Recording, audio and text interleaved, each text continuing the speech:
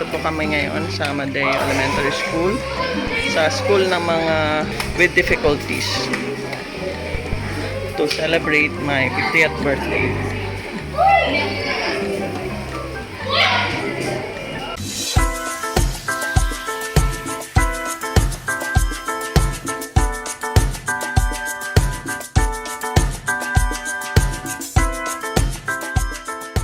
Sabi po sa ating lahat, parents and students. Dadako po tayo sa next step po ng ating program. Feeding program and 50th birthday po. Ni Miss Lorraine pa yun. Hello po. Happy birthday po, ma'am. Salamat po. And sa pag-uumpisa po ng ating program, mag-uumpisa po tayo sa opening prayer po ng mga selected SNET students.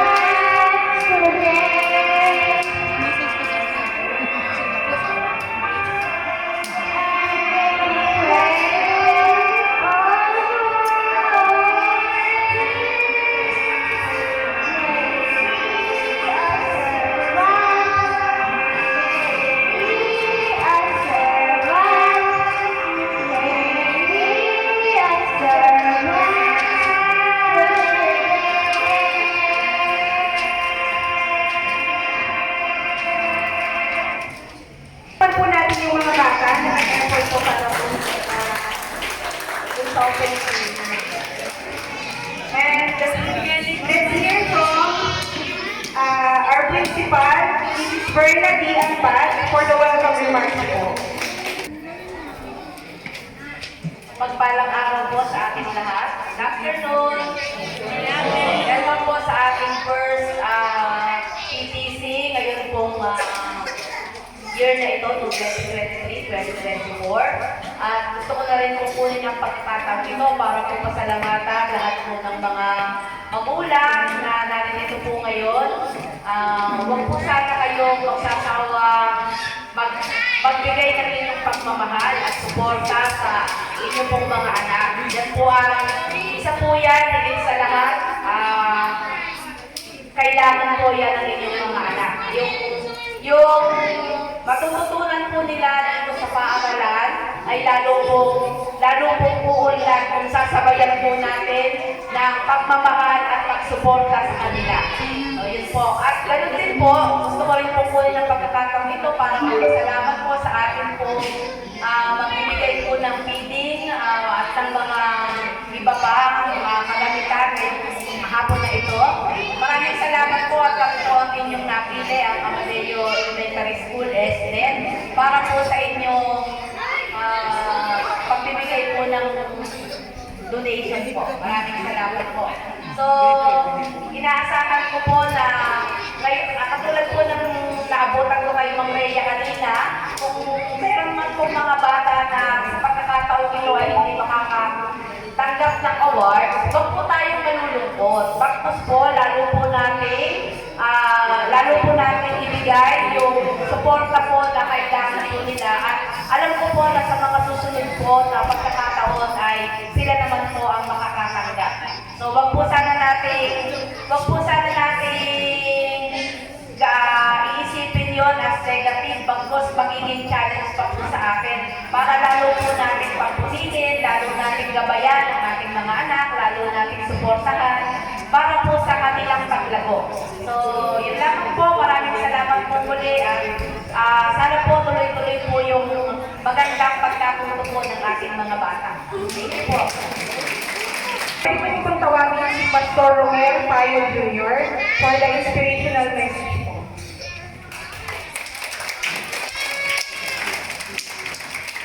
Hello! Hi! Hindi po ba ako naalala? Hindi niya na naalala. Last year po, andito po kami, last year. At ngayon po, ay andito po ulit kami.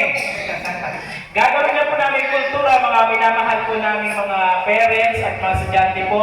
Nagpara lang ito na siguro every year. Okay, hanggang kami pong lingkod na ay na-assign po dito, mag-program po talaga kami na kung hindi piling program, gift giving. Dahil niyo po last year kayo po gift giving po dito at purihin ng Panginoong Diyos ay marami po nakatanggap. Ngayon po ay special po atin pong occasion sapagkat by the way po kami po nagpapasalamat po sa principal po natin, si Ma'am Abad and all the rest of the teaching staff na paaralang ito na pinanlokan po at binigyan kami ng pagkakataon na muli kayong makapili at muling bahagi ng pagpapala na nagmumula sa Diyos. At maraming salamat din po, Ma'am Lorraine, kasi by the way, ito po yung gusto ko rin po mangyari.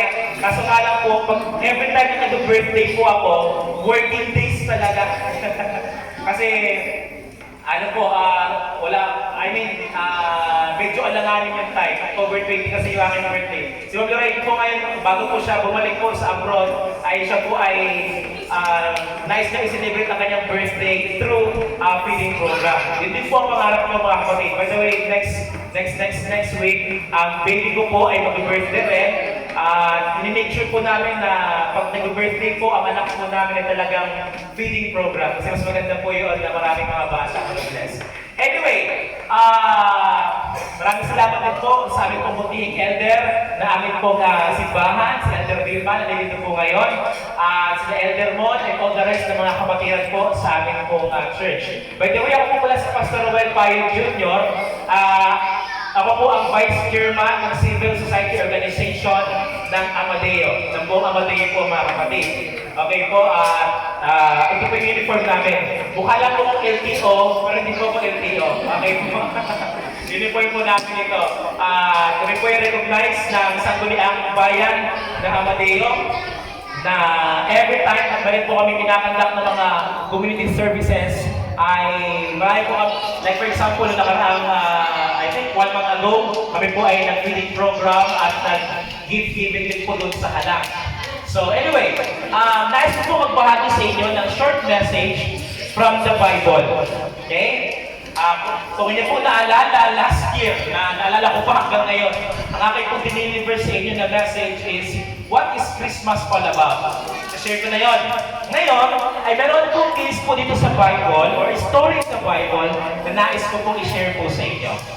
Ito po yung kwento na kung saan napakaraming mga bata ha, yung tulad ng kumanta kanina, napakaraming bata na gustong lumapit kay Jesus. Kasi nga po, sa panahon po ni Jesus, wala pang Facebook, wala pang mga gadgets, talagang yung kanilang focus and attention kung sino yung sikat that time, pagkakabaluhan nila. And then, talagang sikat na sikat po si Jesus kasi madalas po si Jesus every week and every day nagbimilagro. Saan ka makakita na nagbuhay si Jesus ng patay, nagpagaling ng lumpo. Tapos, talagang tumatak sa lugar po na yon na si Jesus Christ daw po ay nagpakain ng mga libo-libong mga tao. Bata, maganda, may ngipin o sa wala, nagpakain po si Jesus. Napakarami. So, kumbaga, yung popularity po ni Jesus ay gano'n na lang po katanyang. Gano'n na lang po kataas. So, kahit ang bata, di ba, kayo mga bata, dati nalala ko yung elementary pa ako. Kasi yung Itbulaga, na nasa GMA pa before, taga Malabon po kasi ako, Malabon, Metro Manila. Pag bumisita po ang sugod bahay gagawin po sa ano namin, dati nagkakulo namin, napakaraming artista. Tapos, nakita ko dati yan si Jose Manalo. Talagang pinurot ko yung gilid yan kasi nagigigil ako sa kanya. Ay, ganyan po. I mean, if there's somebody na talagang known po sa kanilang lugar, pinagkakuluhan yan. Same with Jesus. Pero, mga parents, ako po, parent din po. Pag ang bata na po nagkagulo sa mga sikat na tao, minsan atin pong sinasaway, tama? Huwag ka dyan ako, papagalitan tayo dyan. Mapapahiya ako. Di ba ganon? Same with sa mga disciple. Dito po sa Lucas chapter 18, verse 15 to 17, to summarize the story, ang dami po mga bata na nagkagulo kay Jesus. By the way, may tanong sa akin, Pastor, totoo ba na si Jesus talaga ay lapitin ng mga bata? Oo po! Ang atin na po tingin sa picture ni Jesus sa ating simbahan, sa internet, sa ating pang mga worship hall, para si Jesus Christ seryoso. Oh, parang hindi makapasok sa tinggan. No! Hindi po ganun si Jesus Christ. Kung babasahin niyo po ang Bible, masiyahin tao rin po siya. Masiyahin. The very reason bakit napitin po siya ng bata, kasi na-apply po niya sa mga bata, gusto po ni Jesus Christ ng mga bata. Siyempre, talagang katulad po ninyo na mga kabataan na meron pong what you call this, some infirmities, naunawaan po ba ni Jesus Christ? And by the way, si Jesus Christ habang siya pwede po pumunta sa ibang lugar, may mga bata din po na katulad niyo po ng kalagayan. Ang ginagawa ni Jesus Christ, kinakarga yun, tapos yung iba, pinapasok dito sa kanyang balikat. In my imagination, I am one of them. Now, ngayon, sabi po ni Jesus Christ, mga bata, lapit kayo, mga bata, sabi ni Jesus Christ. Eh ngayon, sinaway ng mga disipulo. Sabi ng mga disipulo, ay, no. Huwag kayo magulo ha, hindi yung master. Sinabi ni Jesus Christ sa kanyang mga disciple, kila Pedro, kila Juan, stop, okay, wag. Pabayaan niyo silang lumapit sa akin. Piniliwanag ni Jesus kung bakit. Kasi ang tanay mo, Lord, di ba ang kagulo ng mga bata? Hindi ko nga kayo behave kayo eh. Sa panahon ni Jesus Christ, gulo ka lang. Kasi nga, may isang sikat na tao na pumunta sa kanilang lugar. Siyempre, pagkakagaluhan talaga. Ngayon, sabi ni Jesus Christ, huwag niyo silang pigilan maglaro, huwag niyo silang pigilan na lumapit sa akin, kasi ang kaharian ng langit ay para sa kanila. Hello? Ang kaharian daw ng langit ay para kanino? Sa mga bata, para sa inyo yan, mga kabataan. Okay, kayo talaga yung priority. Kaya tingnan niyo po, regardless of our church membership, kung saan po tayo bibilang, sa ating pong church affiliation, ayun po ay Catholic, born again, it doesn't matter ano po ang inyo pong simbahan na bibilangan. Ang mga kabataan na espesyal na upuan sa harapan. Kaya nga nagkakaroon tayo ng children's sermonet eh. Bago sermonan yung mga nanay at tatay, mga bata muna, storytelling muna. Di ba? Alright. Sabi ni Jesus Christ, ang kaharian ng langit kasi ay para sa kanila. Sabi ng mga disciple, Lord, di ba magugulo yan? Bagay mo sa langit yung mga magugulo? Hindi. Hindi yung kanilang pagiging magulo, maharot, malikot. Hindi yun yung qualification sa langit. Ang qualification sa langit ay yung ugali ng mga bata. Tanong, ano ba ang ugali ng mga bata? Ang inyong pong lingkod ay nagbasa-basa ng mga ilang mga commentaries about this verse. Meron pong 3 points na nais ko i-share sa inyo. And after that, matatapos na po ako at medyo nagutom na rin po ata ako at yung mga iba sa inyo. First point, sabi ni Jesus Christ, pabayaan yung lumapit ang mga bata. Bakit? Number 1, ang ugali ng bata ay mapagpatawad. Forgiving. Ano daw po yung ugali ng bata number 1? Mapagpatawad. Naalala ko dati, grade 1 talaga ako. Grade 1 ako. Wala pa kaming gadget, wala pa kami mga batid. Ako sa panahon yung text, gano'n no, yung tapos nabiglang isa, hindi ko lang kung sino nataon sa inyo gano'n. Tapos, nung nanalo ko, yung kalaban ko, umiyak, tapos binigyan siya ng balato. Yung nanalo naman siya, ayaw niya akong bigyan, nag-away kami. Nagsuntukan talaga kami. Tapos siyempre, suntukan kami, iyak din siya, iyak din ako. Maya-maya, okay na kami. Laro kami ulit. Kasi po ang bata, wala silang pakialam. Hindi yan sila nagtanim ng sama ng loob. Ang importante sa kanila, makapaglaro. Ang importante sa kanila, may kalaro. Ang qualification o isa sa mga requirements sa langit o ang magpamana ng langit ay yung mga bata o may mga ugali ng mapagpatawad. Hello? Buti pa ang mga bata, mga nanay. Maya-maya, iwan mo lang dyan, kahit nag-awa yan, mamaya maglalaro ulit yan. Tayong mga matanda na, pag may kaaway tayong kapitbahay natin, kabilang pintuan na. Aba, 5 taon, 10 taon, walang pansina. Gusto ba ng Panginoon yun? Parang pag nagahit tayo sa kapwa natin, para wala ng pansinan, ayaw ng Panginoon yan. Kaya, no wonder, sabi ng Panginoon, ang kaharian ng langit ay para sa kanila. It's because they have the spirit of forgiving. Remember, ang ating pong Panginoong Jesus ay siya po ang number 1 na marunong at magandang magpatawad. Kaya nga hindi niya binibilang yung ating kasalanan Yan po yung number 1. Number 2, okay? Kung meron pong forgiving, number 2, giving. Okay? Yung forgiving, mapagpatawad, at number 2, mapagbigay. Generous po ang mga bata. It doesn't matter. Minsan na lang yung bata na madamon. Siguro kasi, hindi po siguro, I'm sorry to say this, pero ang training po ay simula sa bahay. If you train your children na maging mapagbigay, nature po talaga nila kasi mapagbigay. Kailangan mo talaga i-cultivate. Kailangan mo talaga i-train.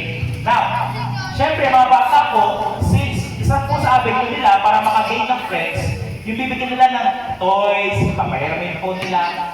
Mga batay, ang mga bata, bakit sila po ay isa sa mga kandidates sa langit? Sapagkat sila po ay mapagbigay. How about sa atin pong mga matatanda? Ang aking pong message ngayon ay two-way. Meron sa mga bata, meron sa matatanda. Lahat po tayo, ang tanong, tayo po ba ay mapagpatawad? Tayo po ba ay mapagbigay? And last, bakit po sinabi ng Panginoon na sila ang kaharian ng langit ay para po sa inyong mga bata?